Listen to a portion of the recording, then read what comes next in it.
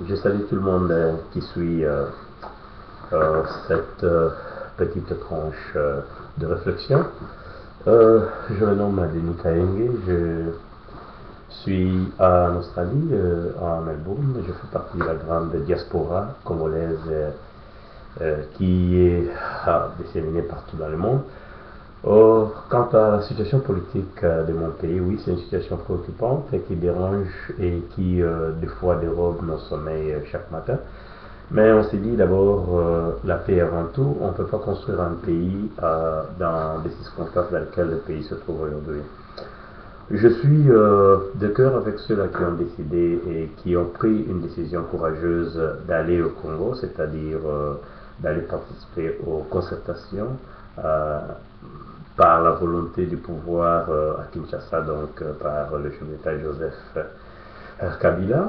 Il avait compris aussi, ou il a compris que le pouvoir ne pouvait pas continuer à aller dans le sens où ça allait. Les élections sont passées et avec tout ce que ça nous a ramené, mais personnellement je suis optimiste que les choses au Congo vont changer un matin. Quant à la forme démocratique et tout le monde se plaint chaque matin, je crois que par rapport à la formation que les Congolais ont eu à l'extérieur, nous avons beaucoup de potentialités. Les Congolais à l'extérieur ont étudié, ils ont une grande expérience en ce qui concerne la démocratie. Ils savent que la démocratie en soi, c'est un terme un peu pluridimensionnel que beaucoup de personnes ne sauront pas expliquer en large. Il y a certaines personnes qui disent c'est la loi de la majorité. Il y a d'autres qui disent c'est la loi de la majorité avec une certaine considération de la minorité. Moi, je pense que la démocratie, c'est par rapport au contexte dans lequel on se trouve dans un pays. L'élection, c'était déjà des avances au pays en 2006, si je ne m'abuse pas. Et les élections se sont passées il y a une année et demie ou 2 ans, ce qui est vraiment bon. On ne peut plus parler de ça maintenant. L'impérium, ce sont des choses qu'il faut oublier. Ça, c'est sûr. La cohésion nationale autour d'une guerre injuste que nous subissons est très importante. Et cette cohésion doit se faire autour d'un leadership, c'est-à-dire autour de ce que nous avons. Nous avons un président, Joseph Kabila Kabange. Nous avons un parlement dirigé par le président du parlement, M. Obeninaku. Et nous avons le chef du gouvernement qui est le Premier ministre, Nathan Mponi.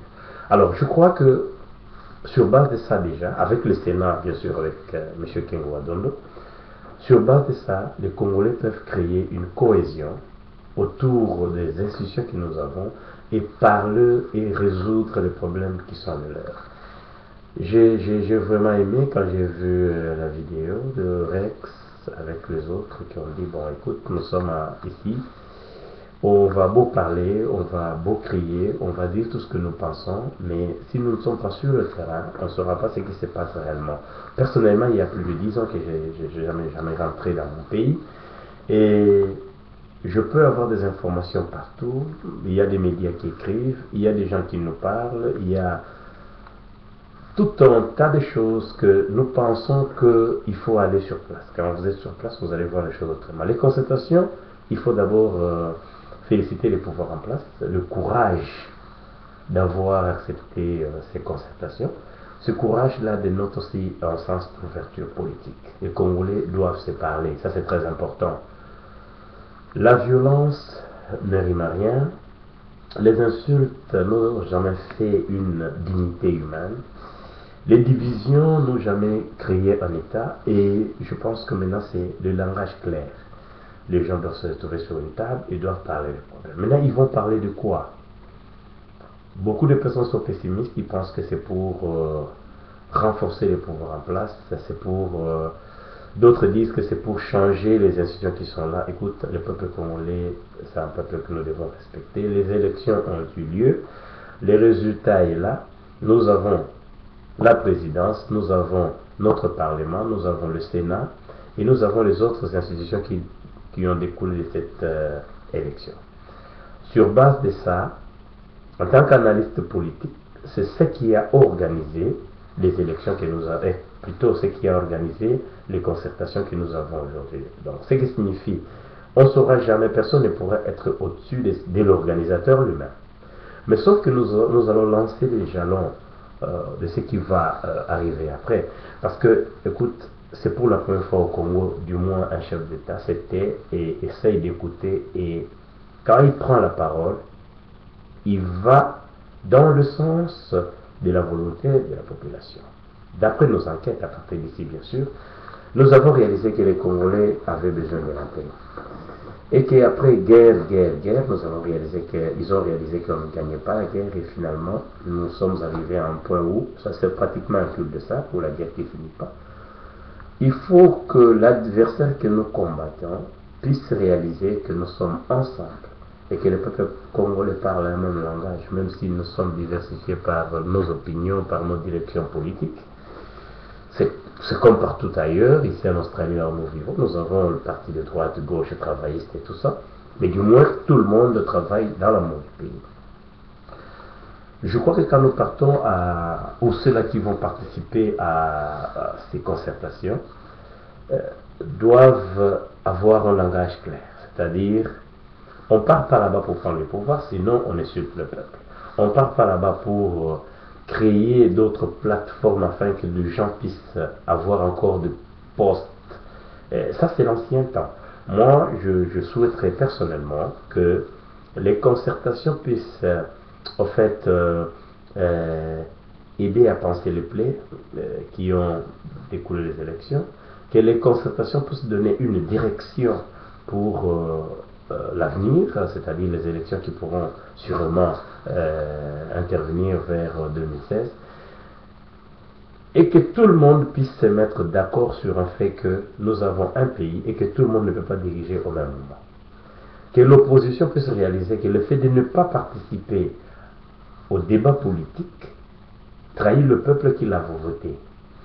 Et que le peuple n'a pas de voix à l'intérieur et tout le monde est partout. Que la diaspora puisse réaliser que nous sommes nous vivons dans des pays où ils ont leur démocratie, qui en soi, écoute, il y a beaucoup d'exemples. Nous pouvons prendre Wikileaks, à l'instar de Julian Assange, qui aujourd'hui est traqué parce qu'il a soi-disant voulu informer de secrets d'État. Il y a un militaire américain qui est arrêté pour avoir des vidéos. Donc en fait, la liberté et la démocratie, tout ça, ce sont des choses qu'il faut chaque fois nuancer. Nous sommes dans un monde global où la globalisation et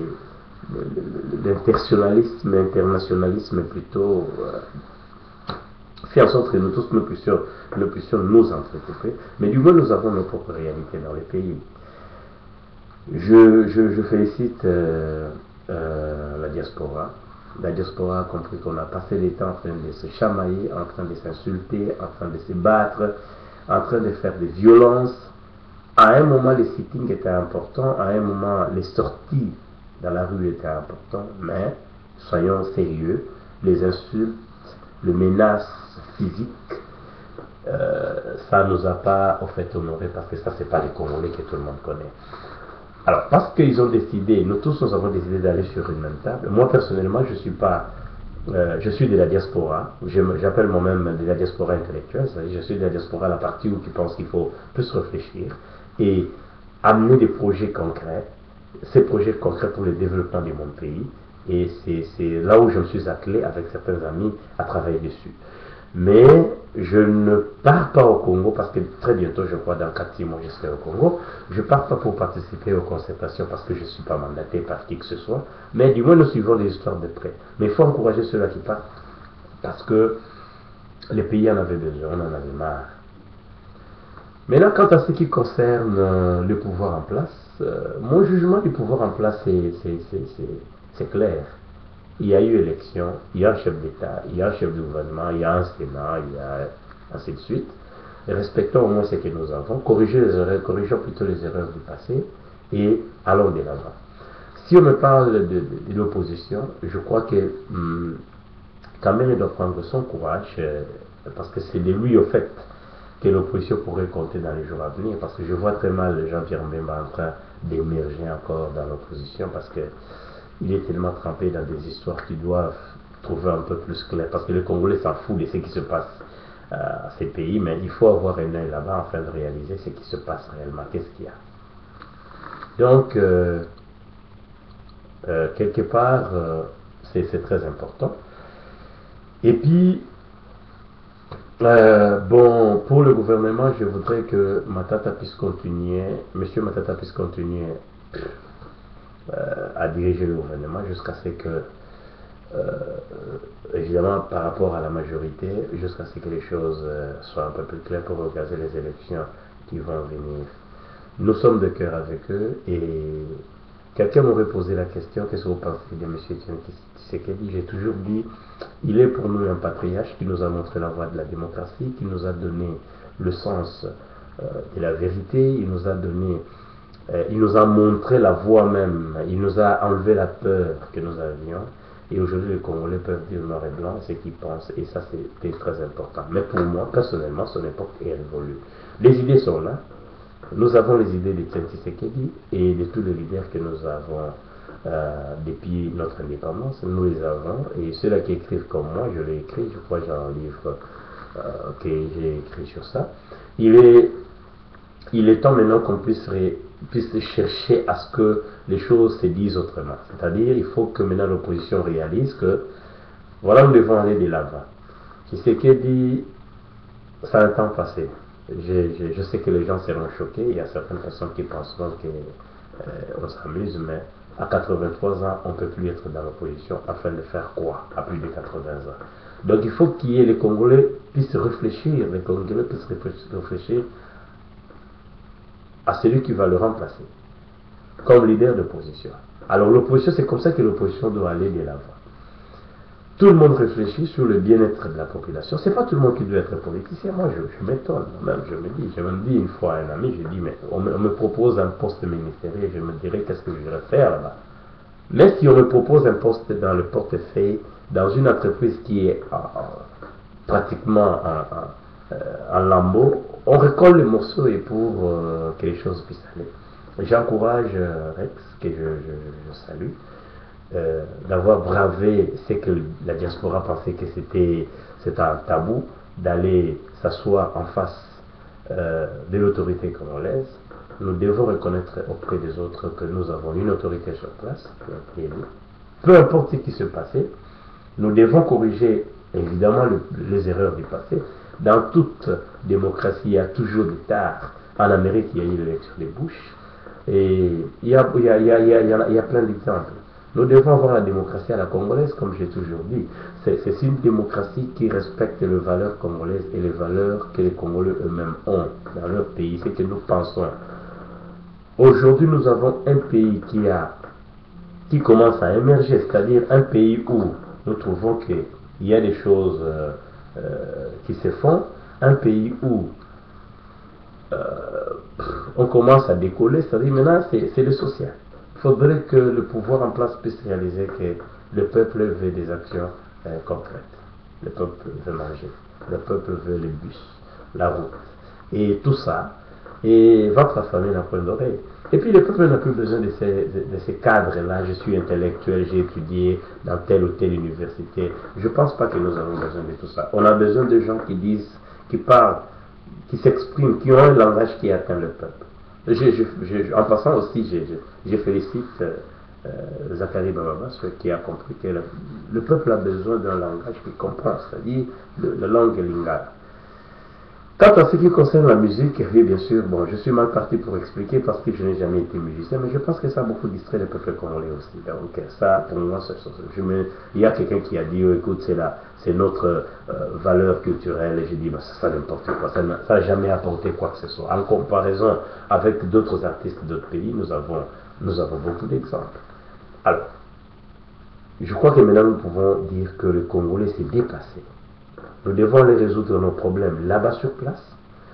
Et l'opposition, et le pouvoir, et la diaspora, nous tous ensemble, nous allons construire un très beau pays. Quant à la guerre du Rwanda, les Rwandais savent. Kagame sait que c'est injuste la guerre qu'il a amenée au Congo, mais de toute façon, il part déjà perdant. Mais nous ne devons pas aussi diaboliser tous les Rwandais parce que les Rwandais sont aussi nos frères.